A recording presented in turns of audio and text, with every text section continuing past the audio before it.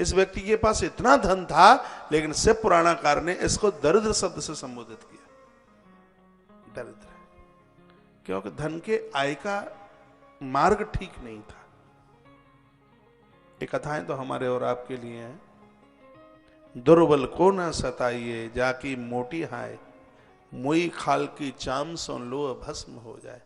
ऐसा कारोबार मत करना जहां मजदूरों का पैसा खाना पड़ता हो। ऐसा व्यापार मत करना जहां किसी का हिस्सा खाना पड़ता हो। ऐसा व्यापार मत करना जहां तराजू से कम तोल करके देना पड़ता हो। और ऐसा व्यापार मत करना जहां वस्तु में मिलावट की जाती हो। ऐसा मत करना, तो फिर वह कर्म किया गया कर्म आराधना बन जाता है, वह पूजा बन जाती है। पूजा सिर्फ फूल चढ़ाने का ही नाम नहीं है। हमारे कर्मों में शुचिता चल करके आवे, वह एक बहुत बड़ी आराधना है, बहुत बड़ी पूजा है। तो ये जिस व्यक्ति की बात कही जा रही है, यहां पर लिखा है आसीत किरात नगरी ब्राह्मणो ज्ञान दुर्बल दरिद्रो। पैसा बहुत था फिर भी दरिद्र है। देवी देवताओं के परांगमुख है, विपरीत है। संध्या स्नान परिभ्रष्टो, कभी स्नान नहीं करता। ग्रंथ ये कहता है कि 100 काम करने से पहले नहाए। मैं निवेदन करना चाहूंगा, बिना स्नान किए देवों को छू नहीं सकते। बिना स्नान किए महापुरुषों को आप स्पर्श नहीं कर सकते। तो वैसे भी तो संतों को तो दूर से ही वंदन प्रणाम करना चाहिए, क्योंकि आदमी के पास इतनी स्वच्छता पवित्रता होती नहीं है। हाँ, सूर्य भगवान को यहां से जल देते हैं, वहां सूर्य भगवान स्वीकार कर लेते हैं। दूर से भी महापुरुषों को वंदन प्रणाम किया जावे तो हमारा प्रणाम लगता है उन्हें। क्योंकि प्रणाम करने के उसके बड़े ढंग हैं, बड़े तरीके हैं, और स्वच्छता को बहुत ध्यान में दिया जाता है। क्योंकि आदमी का जो वाइब्रेशन है वो ठीक नहीं है, उसकी गंध। अब ग्रस्त का आदमी है, अब तो क्या बोल दें हम। और उन भजनानंदियों को उस स्थिति में स्पर्श करने पर उसमें भगवत दोष लग जाता है। बिना नहाए हुए, बिना दांतों किए हुए, बिना कुल्ला, रात्रि को उन्हीं कपड़ों से पहने हुए जो कफन से भी ज्यादा गए भी थे। तो ग्रंथों में तो ये लिखा है, माताओं आप रसोई के बर्तनों को तब तक छू नहीं सकते जब तक स्नान न किया गया है, तब तक टच नहीं कर सकते रसोई के चूल्हे के बर्तनों को। इसलिए हमारे यहां 100 काम करने से पहले स्नान की बात कही गई। सुबह भोर में आप जागते हैं तो 100 काम करने से पहले स्नान, सहस्रम स्नान, 1000 काम करने से पहले स्नान, 1000 काम करने से पहले स्नान है नहाना। हमारे यहां स्नान आराधना में है। हमारे भारत में लोग चमकने धमकने के लिए नहीं नहाते। बहुत देश ऐसे हैं जहां लोग रात को 12 बजे नहाते हैं। हमारे यहां ऐसा देश है, ऐसा धर्ममय ये देश, जहां लोग शुचिता के लिए, पवित्रता के लिए, देवताओं को प्रसन्न करने के लिए जहां लोग स्नान करते हैं। और हमारे यहां तो देवताओं को नहलाने के लिए वेदों में मंत्र गाया है। हाँ, शुद्ध वाला सर्व शुद्ध वालो, शुद्ध वाला स्नान व्यक्ति को शुद्ध बना देता। शुद्ध वाला सर्व शुद्ध वालो, संपूर्ण चतुष्ट अंतःकरण को स्नान शुद्ध कर देता है। स्नान की इतनी बड़ी महिमा है, इतनी बड़ी विधि है। नित्य स्नान कीजिए। सहस्रम स्नान माचरेत, 1000 काम करने से पहले नहाइए। और याद रखना, जो इस नियम के साथ में उतारू हैं उनको आरोग्यता ही नहीं, उनको लंबी आयु का वरदान मिलता है प्रकृति से। पानी के साथ में जुड़ी हुई हर चीज की महिमा बढ़ जाती है। 84 लाख योनियों में सबसे ज्यादा उम्र है किसी की तो उसका नाम कछुआ है। कच्छप 1500 साल जीता है, क्योंकि इसका संपर्क पानी से ज्यादा है, जल से ज्यादा है। 1500 साल उम्र जीता है। कछुआ, कच्छप। विष्णु पुराण के अंतर्गत लिखा है कि भोजन करने से पहले आपकी ये दोनों हाथ, दोनों पांव और मुख ये गीले हो जाएं, आदमी 100 साल जिएगा। भोजन से पहले नियम ले लें, जब आप भोजन के लिए बैठेंगे तो दोनों पांव धोएंगे, दोनों हाथ कोहनी तक, और मुंह में पानी डाल के कुल्ला करें और फिर भोजन करने के लिए आप बैठिए। आपको अरुचि नहीं होगी, भोजन में स्वाद आएगा आपको। वह देवों के तरह वो आहुति बन जाएगी। एक बार आप हमारे निवेदन पर ही आप करके देख लें ये काम।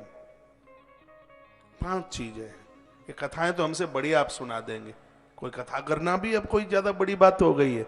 कहानियां पढ़ लो, हाँ कथा कर लो, 2 4 5 कीर्तन रट लो, कीर्तन तैयार कर लो, हो गई कथा। लेकिन कथा वह है जो जीवन की व्यथा को समाप्त करे। कथा वह है जो एक हमारा रास्ता प्रशस्त करे, वो कथा है।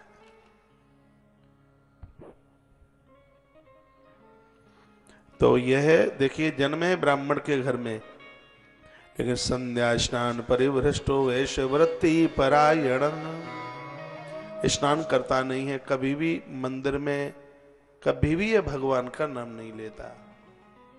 जपने के लिए हाथ में तुलसी की माला, पहनने के लिए रुद्राक्ष की माला, कभी आपका वर्ण करे, भगवान को वंदन करते हुए, प्रणाम करते हुए 2 फूल भगवान को चढ़ाएं, ये प्रकृति आपकी ऋणी हो जाएगी। फूल चढ़ाने का मतलब क्या है? सृष्टि को आप हृदय से स्नेह कीजिए। फूल धरती माता का हृदय है। फूल चढ़ाने का मतलब क्या है आपको मालूम है? सोचा भी नहीं होगा।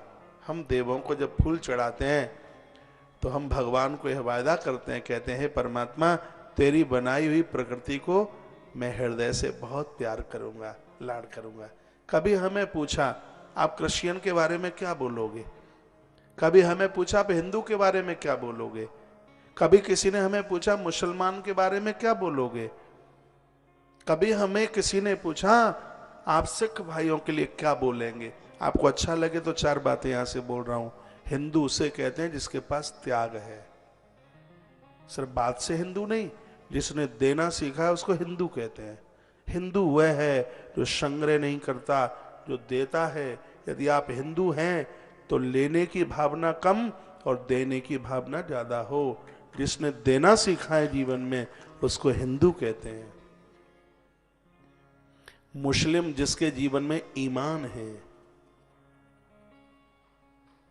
उसको मुस्लिम कहते हैं, जिसने अपना ईमान बेचा नहीं।